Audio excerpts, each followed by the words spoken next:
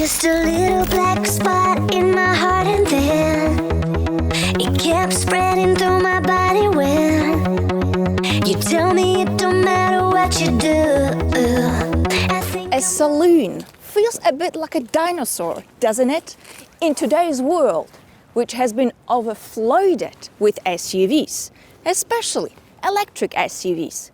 In fact, Volvo has stopped selling saloons and station wagons in some countries, England to name a few.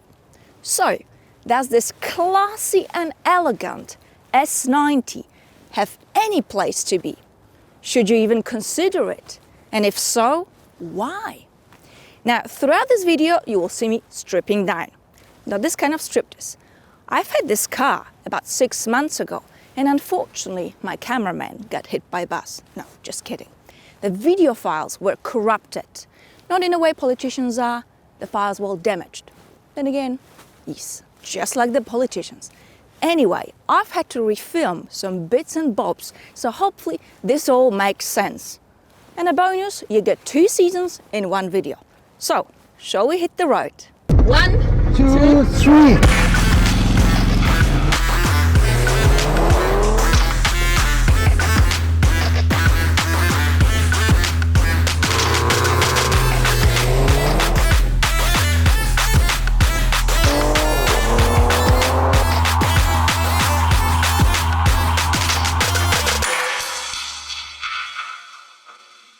Time to launch the beast. I'm gonna fiddle with driving modes to get to it. It's a bit of a faff, but anyway. You've got hybrid, power, pure electric and constant all-wheel drive, so power it is. You can also adjust your battery usage, but I've got no juice in my battery, so it doesn't really matter. Automatic stop and start button deactivated, foot on the brake, foot on the throttle. Let's warm you up a bit, and off we go, Volvo.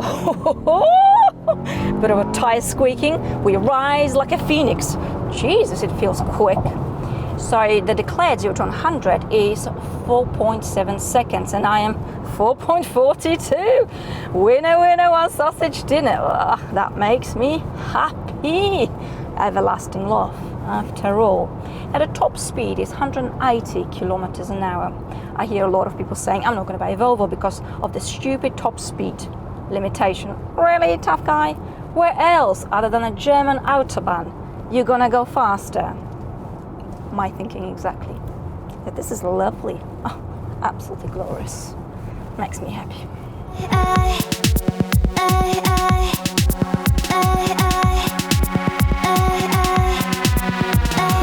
Now under the solid bonnet, we've got something old and something new.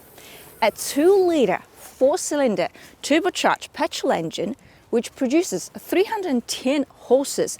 Because this is a plug-in hybrid, we also have an electric motor which pumps an additional 145 horses. So we're talking total power 455 horses and over 700 Newton meters of torque. So safe to say, we do have some meat on the bones.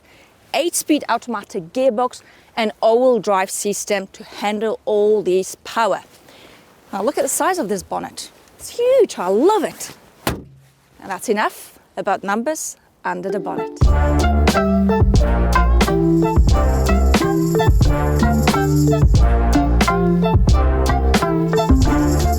It is so comfy, smooth and silky, over bumps and imperfections. I am a peach. You're just gliding through these roads. It is a gorgeous long-distance cruiser because even at higher speeds, there's no tire noise, there's no wind noise. It is all very quiet and serene. I activate my seat massage, which goes all the way up to your neck. Lovely. Of course, being a Volvo, we've got an army of safety systems, which makes this car a rather heavenly travel companion. Being a plug-in hybrid, when you have your battery charged and you just trot around town, or you're even doing shorter journeys on the motorway, you will be driving on electric only, and then it is completely noiseless. In fact, in many cases, for a lot of people who own this car, you will get away with driving on electric only and use the combustion engine for longer journeys. That's because you get a pretty solid range. 60 to 70 kilometers, that's about 40 miles, real life experience. And to charge the battery, just 3 hours using a wall box at home, 7.4 kilowatt hours. So if you think about it, all of a sudden, this car isn't really a dinosaur. It isn't ancient because it gives you a wonderful flexibility. It gives you a choice and the freedom. And truth be told, in this day and age, this is a true luxury.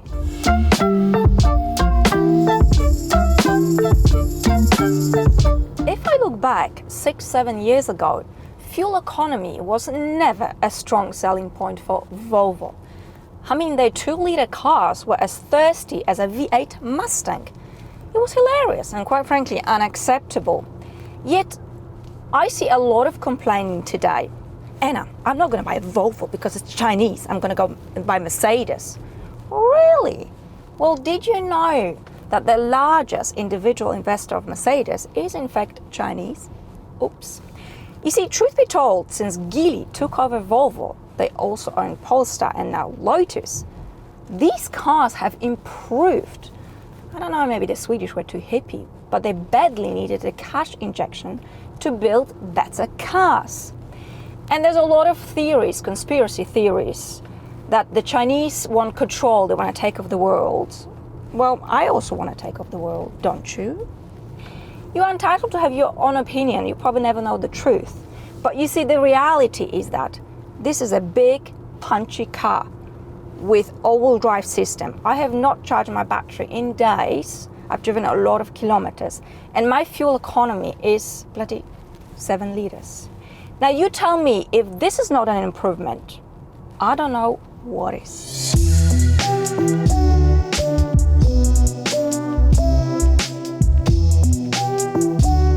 Quickly about the boot space. We've got a 500 liters of space, which is exactly the same as we get with a pure petrol and pure diesel version of the S90. Pretty practical shape of the boot, and that's enough about the boot space.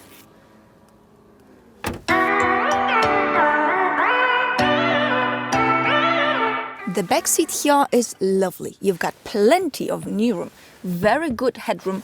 What about the middle seat? Well, I'd say I wouldn't go there.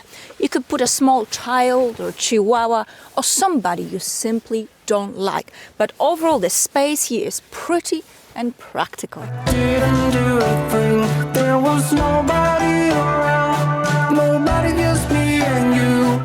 I do love this exterior paint color. It is called Bright Dusk. Very elegant. Although on the inside, I would definitely go for something brighter. I know they say black is back. Really? It has never left as far as I'm concerned. Nevertheless, the quality of the materials, the fit and finish is superb. The leather is soft, it smells good, I like it. Quick practicality check. Large bowl of water.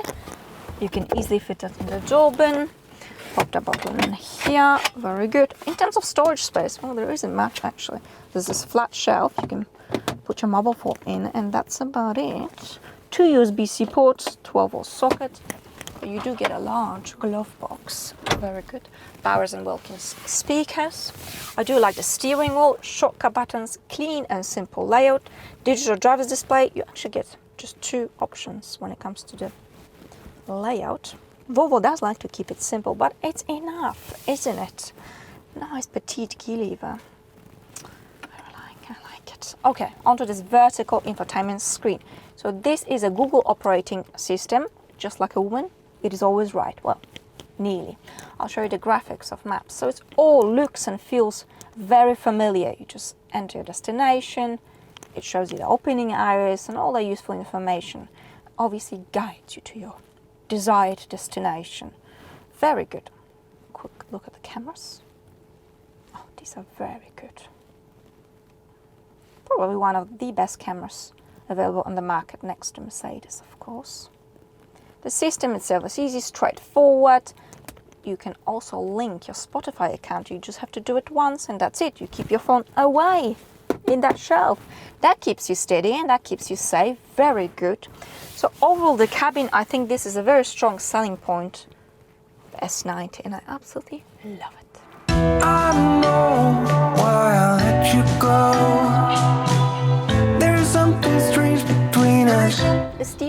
car is nice and light, although most of the time I keep it in the firm setting. It changes its nature significantly because you feel more weight added to it, and as such it becomes more responsive. But on a long distance journey I flick it back to comfort and it is super chilled. It is very easy to maneuver this car in and out of car parks despite its rather large size. We've got brilliant cameras, good all-round visibility, no blind spot in the front, big rear window. You can press the button to fold the headrests of the back seats to get even more clarity. You also press the button to open and close the rear window blind, which will protect you from the vicious and deadly sun. Let's check the sportiness of this car though. We've got a corner approaching, a floor it. I mean, yeah, hi Volvo. It feels rather punchy and alive, and this 8-speed automatic gearbox is a smooth operator because you don't feel the change of gears at all. Now on a twisty road you do feel the weight of this car. Handling is good, but you see the suspension here has been built for comfort, not for sportiness. Nevertheless, even when you get carried away on a twisty road like this, you're not gonna wrap your teeth around the next tree because this car really gets it together. It's actually quite amazing and gets you out of the corner gracefully. So why not purchase a Saloon? Is an SUV truly comfier and easier? Ask yourself these questions. When it comes to comfort, in many cases the suspension in an SUV will be firmer to prevent it from leaning. Otherwise, it's just an elephant. So probably a Saloon is going to be comfier. I often get told, Anna, I need an SUV because I've got a bad back and the seating position in an SUV is just healthy and better. I hate to break it to you, but this is an illusion. Even car manufacturers don't say that because first of all, it is not true. And second of all, it would of course kill their Saloon business. You've got to recognize the difference between sitting higher up in an SUV versus a seating position. Because once you get in, of course depending on the car, it is pretty much the same. Now speaking of getting in and out, you think an SUV is better? Think again. Many SUVs simply sit too high. The best car to get in and out is actually a crossover. Just a food for thought. But you see, S90, BMW 5 Series, Audi A6, Mercedes E-Class, these cars are here for a reason. That's because people still want to buy refined, classy, comfy, and practical saloons. And I'm very happy about it. I've always loved the S90 and it appears that this is nothing but an everlasting love. Thank you very much for watching and I'll see you next time. Bye!